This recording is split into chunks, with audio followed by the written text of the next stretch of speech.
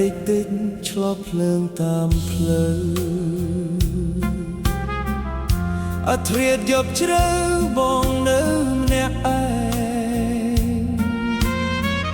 នឹកមនុស្សធ្លាប់ក្បែរធ្លាប់តែប្រឡែងឥឡូវចំបែងបាត់ទាំងវាចាเอาទឹកភ្លៀងស្រកតាមប្រាប់ស្រីផងនឹកណាស់ស្នេហ៍ស្នងនឹកគ្រប់អ្វីអូនសូមឲ្យចិត្តបងស្មោះភក្តីទោះមានរឿងអ្វីស្នេហ៍យើងមិនប្រែទឹកភ្នែកអាឡ័យក្រោមដំណក់ភ្លៀងដូចជាសំនៀងរៀបរាប់ទំនុក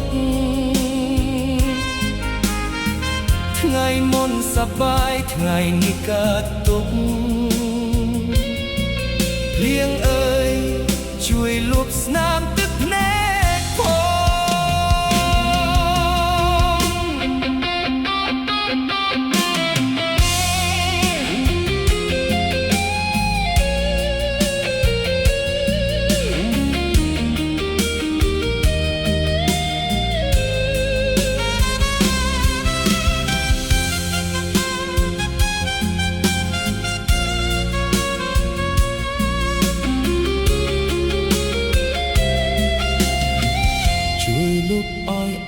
ស្នាមអនុសាបងនឹងជីវ៉ាធ្លាប់សាងរួមគ្នាជួយលៀងបេះដូងឈប់ឲ្យក្រំព្រាលុបពាក្យសន្យាអូនថាស្នេហ៍បង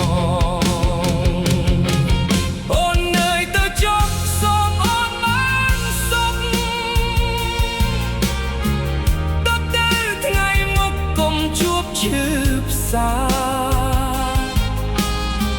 ឈប់ធ្វើដាគេដូចរបងណា